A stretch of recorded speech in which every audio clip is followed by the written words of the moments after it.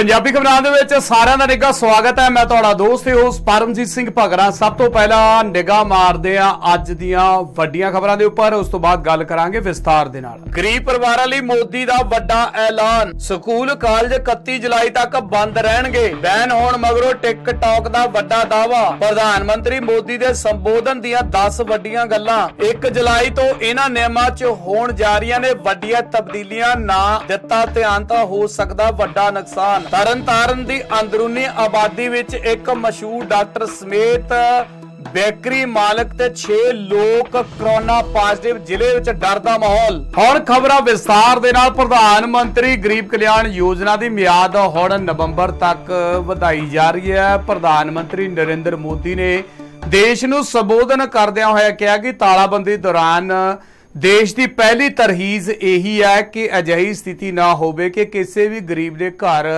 चूल्हा जलाया जा सके। ते ये चाहे सरकार केंद्र दी होवे चाहे राज्य दी सरकार होवे, सिविल सोसाइटी के लोग हर एक ने कोशिश की है कि अजिहे वड्डे देश दे विच किसी भी गरीब भैन भरा नूं भुखे ना सौना पवे। पीएम मोदी ने कहा कि एक तरह नाल देखा जाए तो साडी सरकार ने अमरीका की कुल आबादी नालों 2.5 गुणा ज्यादा लोगों नूं मुफ्त अनाज दिता है ते ब्रिटेन की आबादी नालों 12 गुणा वधेरे यूरोपियन यूनियन की आबादी नालों दुगनी आबादी की सहूलत मिली है ते यह सिस्टम नवंबर के अंत तक जारी रखा गया।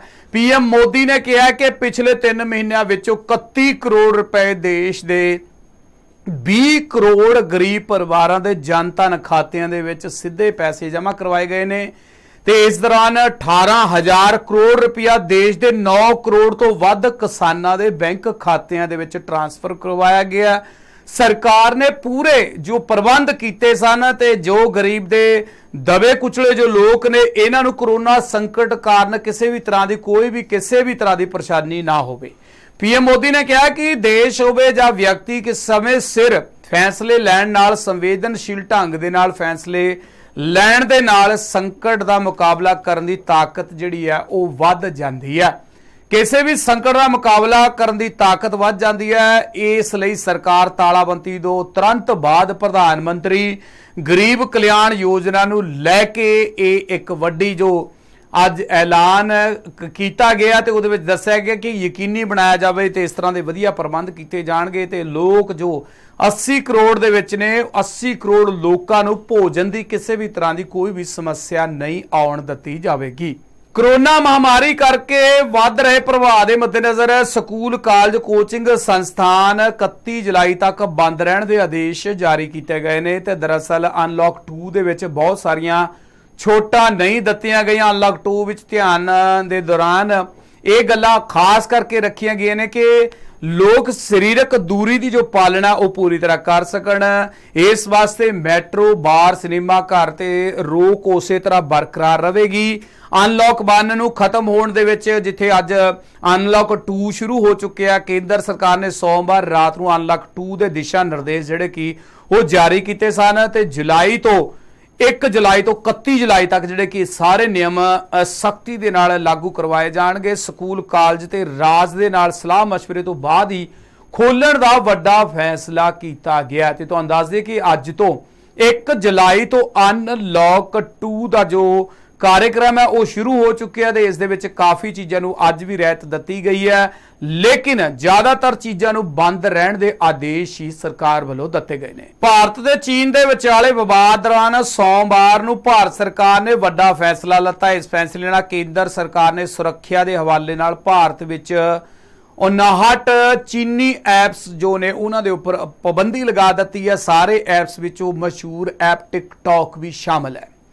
सो इस नूं भी भारत विच बैन कर दिता गया। लखां यूजरस इस टिकटॉक नूं चलाउंदे सन ते तुहानूं दस दईए कि इस पाबंदी तो बाद वीडियो बनाउण वाली ऐप टिकटॉक इंडिया विच इन्हां वल्लों एक बयान भी जारी किया गया। टिकटॉक इंडिया के मुखी निखिल गांधी ने ट्वीट करके एक पोस्ट के जरिए ये गल कही है कि भारत सरकार ने जो 59 ऐप्स के उपर पाबंदी लाउण दा वड्डा फैसला किया। असीं इस आर्डर की पालना करांगे, इस करके असीं सरकारी ਏਜੰਸੀਆਂ ਨੂੰ ਮਿਲਾਂਗੇ, ਆਪਣੇ ਪੱਖ ਉਹਨਾਂ ਦੇ ਸਾਹਮਣੇ ਪੇਸ਼ ਕਰਾਂਗੇ। ਟਿਕਟੌਕ ਭਾਰਤ ਦੇ ਕਾਨੂੰਨ ਦਾ ਸਤਿਕਾਰ ਕਰਦਾ ਹੈ ਤੇ ਉਹਨਾਂ ਨੇ ਨਾਲ ਇਹ ਗੱਲ ਵੀ ਕਹੀ ਹੈ ਕਿ ਟਿਕਟੌਕ ਨੇ ਭਾਰਤ ਦੇ ਲੋਕਾਂ ਦਾ ਡਾਟਾ ਨਿੱਜੀ ਡਾਟਾ ਚੀਨੀ ਸਰਕਾਰ ਸਮੇਤ ਵਿਦੇਸ਼ੀ ਸਰਕਾਰਾਂ ਨੂੰ ਨਹੀਂ ਭੇਜਿਆ।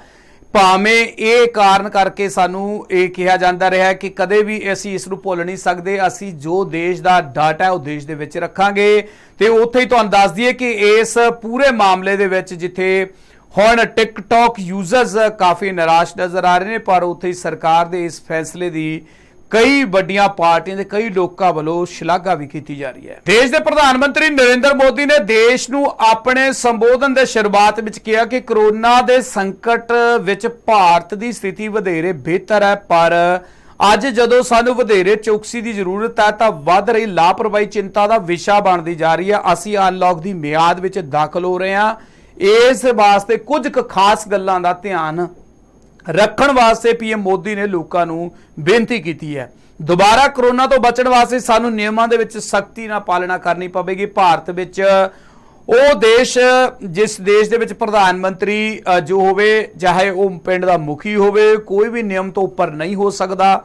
ਦੇਸ਼ ਦੇ ਪ੍ਰਧਾਨ ਮੰਤਰੀ ਨਰਿੰਦਰ ਮੋਦੀ ਨੇ ਗਰੀਬ ਕਲਿਆਣ ਯੋਜਨਾ ਨਵੰਬਰ ਤੱਕ ਵਧਾ ਦਿੱਤੀ। 80 ਕਰੋੜ ਲੋਕਾਂ ਨੂੰ ਮੁਫਤ ਰਾਸ਼ਨ ਜੋ ਦੇਸ਼ ਦੇ ਪ੍ਰਧਾਨ ਮੰਤਰੀ ਨੇ ਦੇਣ ਦਾ ਵੱਡਾ ਫੈਸਲਾ ਕੀਤਾ। ਤਾਲਾਬੰਦੀ ਦੌਰਾਨ ਸਰਕਾਰ ਨੂੰ ਇਹ ਵੀ ਸੁਨਿਸ਼ਚਿਤ ਕੀਤਾ ਕਿ ਦੇਸ਼ ਦੇ ਵਿੱਚ ਕੋਈ ਵੀ ਵਿਅਕਤੀ ਭੁੱਖਾ ਨਾ ਸੋਵੇ। ਪਿਛਲੇ 3 ਮਹੀਨਿਆਂ ਵਿੱਚ 31 ਕਰੋੜ ਰੁਪਇਆ ਜੋ 31 ਕਰੋੜ ਰੁਪਇਆ ਜੋ ਹੈ ਉਹ 20 ਕਰੋੜ ਗਰੀਬ ਲੋਕਾਂ ਦੇ ਖਾਤੇ ਦੇ ਵਿੱਚ ਸਿੱਧਾ ਜਮ੍ਹਾਂ ਹੋਇਆ ਤੇ ਉੱਥੇ ਹੀ 5.9 ਕਰੋੜ ਵੱਧ ਜੋ ਕਿਸਾਨਾਂ ਦੇ ਖਾਤਿਆਂ ਦੇ ਵਿੱਚ ਜਮ੍ਹਾਂ ਕਰਵਾਇਆ ਗਿਆ ਤੇ ਭਾਰਤ ਦੇ ਵਿੱਚ 80 ਕਰੋੜ ਤੋਂ ਵੱਧ ਲੋਕਾਂ ਨੂੰ 3 ਮਹੀਨੇ ਦਾ ਰਾਸ਼ਨ ਦਿੱਤਾ ਗਿਆ ਹੈ। ਭਾਵ ਕਰੋਨਾ ਦੇ ਨਾਲ ਲੜਦੇ ਹੋਏ ਪਰਿਵਾਰਾਂ ਨੂੰ 5-5 ਕਿਲੋ ਕਣਕ ਚੌਲ ਮੁਫਤ ਦਿੱਤੇ ਗਏ ਨੇ।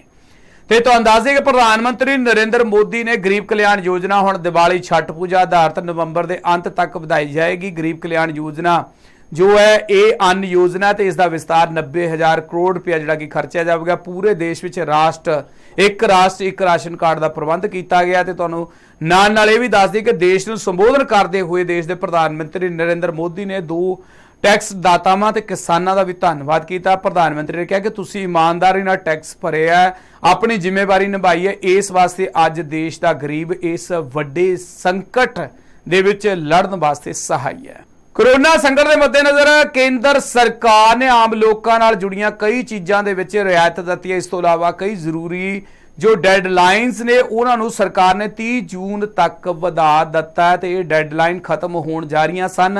ਹਾਲਾਂਕਿ ਸਰਕਾਰ ਨੇ ITR ਦਾਖਲ ਕਰਨ, ਪੈਨ ਆਧਾਰ ਲਿੰਕ ਵਰਗੇ ਡੈਡਲਾਈਨ ਨੂੰ ਅੱਗੇ ਕਰ ਦਿੱਤਾ। ਤੇ ਤੁਹਾਨੂੰ ਦੱਸ ਦਈਏ ਕਿ ਕਰੋਨਾ ਸੰਕਟ ਕਾਰਨ ਲਾਗੂ ਕੀਤੇ ਗਏ ਲਾਕਡਾਊਨ ਤੋਂ ਬਾਅਦ ਸਰਕਾਰ ਨੇ ATM ਚੋਂ ਨਕਦੀ ਕਢਵਾਉਣ ਨਾਲ ਲੱਗਣ ਵਾਲੇ ਚਾਰਜ ਤੋਂ ਰਾਹਤ ਦਿੰਦਿਆਂ ਹੋਇਆ ਕਿਹਾ ਕਿ ਡੈਬਿਟ ਕਾਰਡ ਧਾਰਕ ਕਿਸੇ ਵੀ ਬੈਂਕ ਤੋਂ 3 ਮਹੀਨਿਆਂ ਤੱਕ ਲੈਣ ਦੇਣ ਕਰ ਸਕਦੇ ਨੇ ਤੇ ਉੱਥੇ ਹੀ ਕੋਈ ਖਰਚਾ ਉਹਨਾਂ ਨੂੰ ਜਿਹੜਾ ਕਿ ਨਹੀਂ ਦੇਣਾ ਪਵੇਗਾ। ਇਹ ਛੋਟ 1 ਜੁਲਾਈ ਨੂੰ ਖਤਮ ਕੀਤੀ ਜਾ ਰਹੀ ਹੈ ਤੇ 1 ਜੁਲਾਈ ਜੇਕਰ ਤੁਹਾਡੇ ਬੈਂਕ ਦੇ ਖਾਤੇ ਵਿੱਚ ਇੱਕ ਤੈਅ ਕੀਤੀ ਗਈ ਘੱਟੋ ਘੱਟ ਰਕਮ ਨਹੀਂ ਹੈ ਤਾਂ ਬੈਂਕ ਇਸ ਤੇ ਜੁਰਮਾਨਾ ਵਸੂਲ ਕਰੇਗਾ। ਦੱਸ ਦਈਏ ਕਿ ਅਜੇ ਤੱਕ ਇਸ ਤੇ ਛੋਟ ਨੂੰ ਜੂਨ ਤੋਂ ਵਧਾਉਣ ਬਾਰੇ ਕੋਈ ਗੱਲਬਾਤ ਨਹੀਂ ਹੋਈ ਹੈ।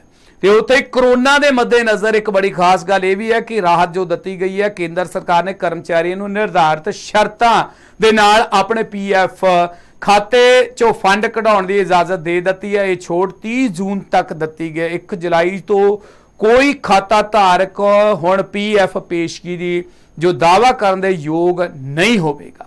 ਤੇ ਉੱਥੇ ਹੀ ਤੁਹਾਨੂੰ ਦੱਸ ਦਈਏ ਕਿ ਸੇਵਿੰਗ ਜੋ ਸਰਵਿਸ ਟੈਕਸ ਹੈ ਸਰਕਾਰ ਦੁਆਰਾ ਪੇਸ਼ ਕੀਤੇ ਗਏ ਜੋ ਸਾਬਕਾ ਵਿਸ਼ਵਾਸ ਯੋਜਨਾ ਦੀ ਅਦਾਇਗੀ ਆਖਰੀ ਤਰੀਕ ਜੋ ਹੈ ਉਹ 30 ਜੂਨ ਹੈ। ਯੋਜਨਾ ਦਾ ਲਾਭ 1 ਜੁਲਾਈ ਤੋਂ ਉਪਲਬਧ ਹੋਵੇਗਾ ਤੇ ਇਹ ਸਰਵਿਸ ਟੈਕਸ ਸੈਂਟਰਲ ਆਬਕਾਰੀ GST ਦੇ ਨਾਲ ਜੁੜੇ ਪੁਰਾਣੇ ਵਿਵਾਦਿਤ ਜੋ ਹੱਲ ਹੈ ਉਹ ਸਰਕਾਰ ਨੇ ਸਪਸ਼ਟ ਕਰ ਦਿੱਤਾ ਤੇ 30 ਜੂਨ ਤੋਂ ਬਾਅਦ ਇਹ ਯੋਜਨਾ ਦੀ ਜੋ ਅੰਤਮ ਤਾਰੀਖ ਨਹੀਂ ਵਧਾਈ ਜਾਵੇਗੀ। ਤਰਨਤਾਰਨ ਦੇ ਅੰਦਰੂਨੀ ਆਬਾਦੀ ਦੇ ਵਿੱਚ ਇੱਕ ਮਸ਼ਹੂਰ ਡਾਕਟਰ ਦੇ ਸਹਾਇਕ ਤੇ ਇੱਕ ਬੇਕਰੀ ਦੇ ਮਾਲਕ ਸਮੇਤ ਕਰੀਬ 6 ਮਰੀਜ਼ਾਂ ਦੀ ਰਿਪੋਰਟ ਕੋਰੋਨਾ ਪੋਜ਼ਿਟਿਵ ਆਉਣ ਤੋਂ ਬਾਅਦ ਜ਼ਿਲ੍ਹੇ ਦੇ ਵਿੱਚ ਡਰ ਦਾ ਮਾਹੌਲ ਬਣ ਚੁੱਕਿਆ ਤੇ ਤਰਨਤਾਰਨ ਦੇ ਵਿੱਚ SDM ਰਜਨੀਸ਼ ਅਰੋੜਾ ਨੇ ਦੱਸਿਆ ਕਿ ਜ਼ਿਲ੍ਹੇ 'ਚ ਕਰੀਬ 6 ਨਵੇਂ ਕੋਰੋਨਾ ਪੋਜ਼ਿਟਿਵ ਮਰੀਜ਼ ਆਉਣ ਤੋਂ ਬਾਅਦ ਡਾਕਟਰ ਦਾ ਕਲੀਨਿਕ ਤੇ ਬੇਕਰੀ ਨੂੰ ਬੰਦ ਕਰਵਾ ਦਿੱਤਾ ਗਿਆ ਤੇ ਕਰੋਨਾ ਦੇ ਮਰੀਜ਼ ਆਉਣ ਤੋਂ ਬਾਅਦ ਤਰਨਤਾਰਨ ਦੇ ਬਾਜ਼ਾਰਾਂ ਵਿੱਚ ਭੀੜ ਲੱਗੀ ਹੋਈ ਆ। ਦੁਕਾਨਦਾਰ ਜੋ ਗ੍ਰਾਹਕਾਂ ਦੇ ਨਾਲ ਭਰੀਆਂ ਹੋਈਆਂ ਨੇ ਤੇ ਉੱਥੇ ਤੁਹਾਨੂੰ ਦੱਸਦੇ ਸ਼ਹਿਰ ਦੇ ਵਿੱਚ ਟ੍ਰੈਫਿਕ ਜਾਮ ਹੋਣ ਲੱਗ ਪਿਆ। ਲੋਕ ਬਗੈਰ ਮਾਸਕ ਤੋਂ ਜਿਹੜੇ ਕਿ ਇੱਥੇ ਘੁੰਮਦੇ ਨਜ਼ਰ ਆ ਰਹੇ ਨੇ ਤੇ ਇਥੋਂ ਤੱਕ ਕਿ ਤਰਨਤਾਰਨ ਦੇ ਵਿੱਚ ਪ੍ਰਦੀਪ ਕੁਮਾਰ ਸੱਭਰਵਾਲ ਜੋ ਡਿਪਟੀ ਕਮਿਸ਼ਨਰ ਰਹੇ ਨੇ ਉਹਨਾਂ ਨੇ ਬਹੁਤ ਹੀ ਵਧੀਆ ਕੰਮ ਕੀਤਾ ਤੇ ਅਜੇ ਜ਼ਿਲ੍ਹੇ ਦੇ ਵਿੱਚ ਕਰੋਨਾ ਵਾਇਰਸ ਤੋਂ ਬਚਾਉਣ ਵਾਸਤੇ ਬਹੁਤ ਜ਼ਿਆਦਾ ਮਿਹਨਤ ਕੀਤੀ ਹੈ। ਪਰ ਹੁਣ ਕਿਤੇ ਨਾ ਕਿਤੇ ਇੱਕ ਵਾਰ ਫੇਰ ਕਰੋਨਾ ਨੇ ਆਪਣੀ ਦਸਤਕ ਦੇਣੀ ਸ਼ੁਰੂ ਕਰ ਦਿੱਤੀ ਹੈ। ਤਰਨਤਾਰਨ ਤੋਂ ਸਾਡੇ ਪੱਤਰਕਾਰ ਬਲਜੀਤ ਸਿੰਘ ਦੀ ਇੱਕ ਖਾਸ ਰਿਪੋਰਟ ਆਓ ਚੱਲਦੇ ਆਂ ਦੇਖਦੇ ਆਂ ਕੀ ਹੈ ਪੂਰਾ ਮਾਮਲਾ। ਅੱਜ ਤਰਨਤਾਰਨ ਜ਼ਿਲ੍ਹੇ ਦੇ ਵਿੱਚ 6 ਕਰੋਨਾ ਦੇ ਪੇਸ਼ੈਂਟ ਪਾਏ ਗਏ। ਇੰਨੀ ਕੁ ਜ਼ਿਆਦੀ ਭੀੜ ਆ ਬਾਜ਼ਾਰਾਂ ਦੇ ਵਿੱਚ ਕਿ ਲੋਕੀ ਜਿਹੜੇ ਆ ਮੋਟਰਸਾਈਕਲ ਉੱਤੇ ਚੜੇ ਪਏ ਨੇ, ਲੰਘਣ ਦੀ ਜਗ੍ਹਾ ਨਹੀਂ ਹੈਗੀ ਲੰਘਣ ਵਾਸਤੇ ਵੀ। ਉਹ ਡੀਸੀ ਸੱਭਰਵਾਲ ਰਹੇ ਨਾ, ਬਹੁਤ ਹੀ ਜ਼ਿਆਦਾ ਵਧੀਆ ਕੰਮ ਕੀਤਾ ਉਹਨਾਂ। ਇੰਨੀ ਕੁ ਜ਼ਿਆਦਾ ਸ਼ਹਿਰ ਨੂੰ ਸਾਫ਼ ਸੁਥਰਾ ਰੱਖਿਆ ਕਿ ਬਹੁਤ ਹੀ ਜ਼ਿਆਦਾ ਰੱਖਿਆ। ਹੁਣ ਜਦੋਂ ਦੇ ਪ੍ਰਸ਼ਾਸਨ ਦਾ ਹੋਰ ਅਫਸਰ ਆਏ ਨੇ ਕੋਈ ਵੇਖਦਾ ਨਹੀਂ ਆ। ਬਾਜ਼ਾਰਾਂ 'ਚ ਫੁੱਲ ਭੀੜ ਆ, ਲੋਕਾਂ ਨੇ ਮਾਸਕ ਨਹੀਂ ਪਾਏ ਮੂੰਹ ਤੇ, ਦੁਕਾਨਦਾਰ ਵੀ ਉੱਦਾਂ ਹੀ ਬੈਠੇ ਨੇ, ਲੇਕਿਨ ਬਿਲਕੁਲ ਧੱਜੀਆਂ ਉੱਡ ਰਹੀਆਂ ਨੇ। ਅਫਸਰ ਇਹੋ ਜਿਹੇ ਹੋਣੇ ਚਾਹੀਦੇ ਆ ਸੱਭਰਵਾਲ ਵਰਗੇ ਕਿ ਜਿਨ੍ਹਾਂ ਇਹਨਾਂ ਆਪਣੀ ਬਹੁਤ ਸਖਤੀ ਕੀਤੀ, ਸਖਤੀ ਨਾਲ ਕੰਮ ਕੀਤਾ ਬਹੁਤ ਹੀ ਜ਼ਿਆਦਾ। ਇਹੋ ਜਿਹੇ ਅਫਸਰ ਜਿਹੜੇ ਲਾਉਣੇ ਚਾਹੀਦੇ ਆ। ਉਹਨਾਂ 'ਚ ਬਿਲਕੁਲ ਜਿਹੜੇ ਆ ਲੋਕ ਦੁਕਾਨਦਾਰ ਜਿਹੜੇ ਉਹ ਵੀ ਬੈਠੇ ਨੇ ਦੁਕਾਨਾਂ ਖੋਲ੍ਹ ਕੇ, ਲੇਕਿਨ ਹੁਣ ਡਾਕਟਰ ਸਾਹਿਬ ਆਏ ਆ ਕਰੋਨਾ ਦੇ ਪੇਸ਼ੈਂਟ ਕਿੰਨੇ ਕੁ ਉਹਨਾਂ ਦੇ ਲਿੰਕ ਦੇ ਵਿੱਚ ਆਏ ਹੋਣਗੇ ਕਿ ਉਹ ਵੀ ਕਰੋਨਾ ਦੇ ਪੇਸ਼ੈਂਟ ਪਾਏ ਜਾਣਗੇ। ਚੈਕਿੰਗ ਵਾਲੀ ਵੀ ਦੁਕਾਨਾਂ ਬੰਦ ਚਾਹੀਦੀਆਂ ਉਹ ਸਾਰਾ। 256 ਦੀ ਰਿਪੋਰਟ ਆਈ ਹੈ ਜਿਹਦੇ ਚੋਂ 6 ਪੋਜ਼ਿਟਿਵ ਨੇ ਤੇ 250 ਨੈਗੇਟਿਵ ਆਏ। 6 ਦੇ ਵਿੱਚੋਂ 4 ਮਾਸਟਰ ਕਲੋਨੀ ਦੇ ਹੈਗੇ ਨੇ, ਇੱਕ ਸ਼ਿਵਾ ਬੇਕਰੀ ਦਾ ਹੈਗਾ ਜਿਹੜੇ ਅਸੀਂ ਬੰਦ ਕਰਾ ਦਿੱਤੀ ਹੈ, ਇੱਕ ਡਾਕਟਰ ਕਲੀਨਿਕ ਹੈਗਾ ਆਪਣਾ ਡਾਕਟਰ ਚੁੱਪ ਉਹਨਾਂ ਦਾ ਜਿਹੜਾ ਕੰਪੋਨੈਂਟ ਉਹ ਆਇਆ। ਉਹਦੇ ਸਰੋਨਿਕ ਨੇ ਮੈਡੀਕਲ ਦੁਕਾਨਾਂ ਵੀ ਬੰਦ ਕਰਾ ਦਿੱਤੀਆਂ ਤਾਂ ਕਿ ਪਹਿਲਾਂ ਸੈਂਪਲਿੰਗ ਹੋਏਗੀ। ਪ੍ਰਾਇਮਰੀ ਪ੍ਰੋਡਕਟ ਜਿਹੜੇ ਹੈਗੇ ਜਿੱਥੋਂ ਅਕਸਰ ਮੈਡੀਸਨ ਖਰੀਦਦੇ ਨੇ ਲੋਕੀ, ਜੋ ਡਾਕਟਰ ਸਾਹਿਬ ਵੱਲੋਂ ਮੈਡੀਸਨ ਦਵਾਈਆਂ ਰਿਕਮੈਂਡ ਕੀਤੀਆਂ ਜਾਂਦੀਆਂ ਜਾਂ ਤਾਂ ਉਹਨਾਂ ਦੇ ਫਾਰਮਾਸਿਸਟ ਕੋਲ ਦਿੱਤੀਆਂ ਜਾਂਦੀਆਂ ਜਿਹੜਾ ਅਟੈਂਡੈਂਟ ਹੈਗਾ, ਜਾਂ ਫਿਰ ਉਹ ਦਵਾਈਆਂ ਜਿਹੜੀਆਂ ਨਹੀਂ ਹੁੰਦੀਆਂ ਉਹਨਾਂ ਕੋਲ ਉਹ ਦੈਨ ਆਲੇ ਦੁਆਲੇ ਮੈਡੀਕਲ ਸ਼ੋਪ ਤੋਂ ਲਈਆਂ ਜਾਂਦੀਆਂ ਨੇ। ਉਹ ਅਸੀਂ ਸਾਰੀਆਂ ਮੈਡੀਕਲ ਸ਼ੋਪ ਸਰਾਊਂਡਿੰਗ ਔਰ ਕਲੀਨਿਕ ਲੈਬਸ ਜਸਟ ਆਪੋਜ਼ਿਟ ਤੋਂ ਬੰਦ ਕਰਾ ਦਿੱਤੀ ਹੈ। ਉਹਨਾਂ ਦੀ ਪਹਿਲਾਂ ਸੈਂਪਲ ਜੋ ਇੱਕ ਟੈਸਟਿੰਗ ਹੁੰਦੀ, ਜਦੋਂ ਰਿਪੋਰਟ ਆਈ ਉਸ ਤੋਂ ਬਾਅਦ ਪੰਜਾਬੀ ਖਬਰਾਂ ਦੇ ਵਿੱਚ ਇਹ ਸੀ ਆਦੀਆਂ ਵੱਡੀਆਂ ਖਬਰਾਂ। ਹੋਰ ਖਬਰਾਂ ਦੇਖਣੀਆਂ ਸੁਣਨੀਆਂ ਪੜ੍ਹਨੀਆਂ ਤਾਂ ਬਣੇ ਰਹੋ ਕੈਨੇਡੀਅਨ ਗੱਭਰੂ ਦੇ ਨਾਲ।